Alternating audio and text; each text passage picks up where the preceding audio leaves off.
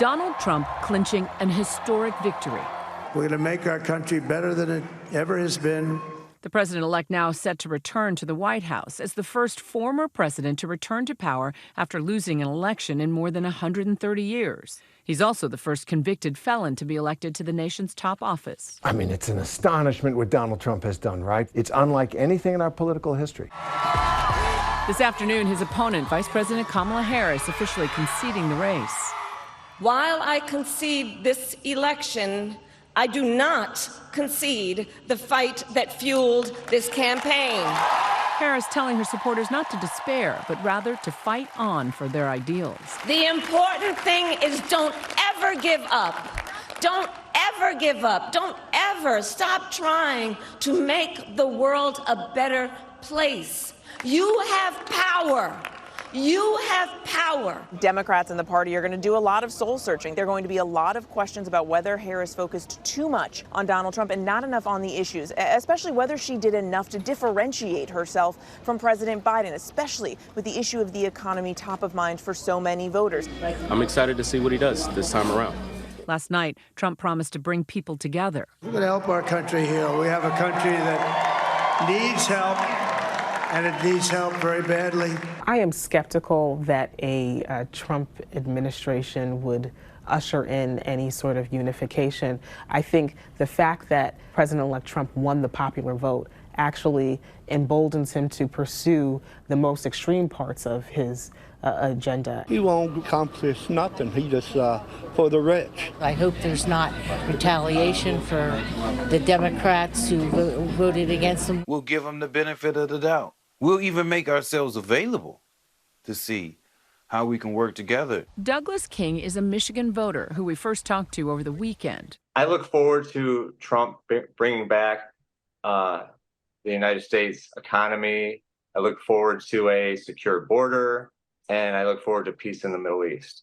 A member of the United Auto Workers Union, he told us that Trump had more support than people realized. Under Trump was the most secure I felt in the auto industry.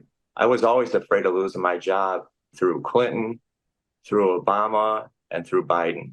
The economy ranked as voters' #1 policy issue, nearly half of those polled saying they are worse off compared to 4 years ago. We know that Trump really leaned into the issue of the economy. As he went on the campaign trail, he would often begin his rallies by saying, do you believe that you're better off than you were 4 years ago? And that became a really powerful message. The real driver was people's deep unhappiness with the economy. No matter what the statistics said, I think it wasn't just this present day economy, but the sense that the American future is being taken from them, that all-American dream economic that they had, I think people feel it's slipping away from them and they're angry about it. Nightline's Ashin Singh spent some time with young, first-time voters in Pennsylvania.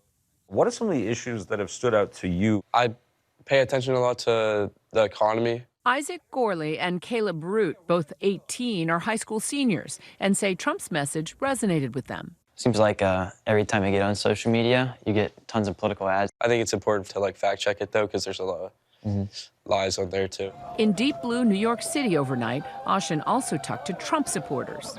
We need a Republican in the White House to make America great again. You run things like a business. That's what America needs. I like that he's going to secure the border. I've been to the border multiple times. I don't think Harris was going to do anything to secure our border. While most young Americans voted for Harris, white men particularly flocked to Trump. It's so interesting, young men going to Trump, I think for a couple of reasons. First, economic opportunity. And I think also the way Trump performs masculinity and talks about it. I think a lot of young men see that as a more traditional way of being a man that they feel is disfavored by the Democrats. And they're suspicious of that. As Democrats study the gaps in voter demographics, they are also weighing how their message failed to resonate. Some pointing to this crucial moment where the vice president failed to differentiate herself from President Biden. If anything, would you have done something differently than President Biden during the past 4 years? There is not a thing that comes to mind in terms of, and I've been a part of most of the decisions that have had impact? The Harris loss is especially frustrating for some, considering that issues like paid family leave and abortion and other typically progressive causes did well. Abortion measures passed in 8 of the 10 states where it was on the ballot, like Missouri, where voters overturned a nearly total ban. Florida did not pass its ballot measure because even though the majority of voters, 57%, supported restoring abortion services up to viability, the state requires a supermajority of 60%. The Harris campaign really put a big bet that abortion was going to drive the election, as it had in other places. But this was a national election for the presidency of the United States. And I think they overloaded, perhaps, emphasis on abortion. Republicans are also celebrating the shifting balance of power in Congress, the GOP taking control of the Senate. Certainly a happy day for the GOP. While the ultimate majority in the House is still in the air, with several races too close to call, Republicans appear to be leading Democrats, which could give Trump a clear road to enact his new agenda. This is going to be supercharged Trumpism. It doesn't feel like any guardrails for Donald Trump. It definitely feels like a mandate based on the vote. And one of the things that's fascinating to remember here, it's not so much the Electoral College victory, which obviously got Donald Trump the White House for a second term.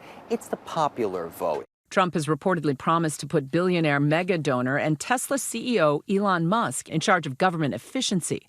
Musk has said he could cut at least $2 trillion from the federal budget.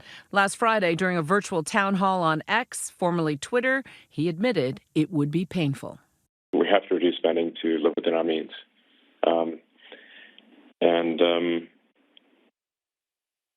That necessarily involves some temporary hardship, but it will ensure long-term prosperity. Today, we also heard from Robert F. Kennedy Jr., an outspoken anti-vaccine advocate who talked to NPR about the new Trump administration's health goals. Of course, we're not going to take vaccines away from anybody. Kennedy called himself a senior health advisor, and Trump has said he would give Kennedy a major role in public health in his new administration. Today, RFK said the new administration plans to recommend against using fluoride in public water, despite its known dental health benefits, a major move medical organizations oppose. He has a very controversial past and a lot of controversial positions. It might make it easier for Team Trump if they really want him in the administration to avoid scrutiny, avoid a Senate confirmation, give him a post that does not need that. Before Trump gets to inauguration in January, he still has legal battles that must be addressed. His sentencing is supposed to be later this month on those 34 felony convictions for falsifying business records. But when it comes to the Department of Justice investigations into his alleged mishandling of classified documents and his alleged role in the January 6th insurrection, sources tell ABC News the DOJ is now in talks to end those investigations. He will not be held to account under the criminal law for anything he did leading up to January 6th, trying to overturn the election or inciting that riot. Winners get to determine the way history is written. And if he has a successful presidency, history won't pay any attention to it either.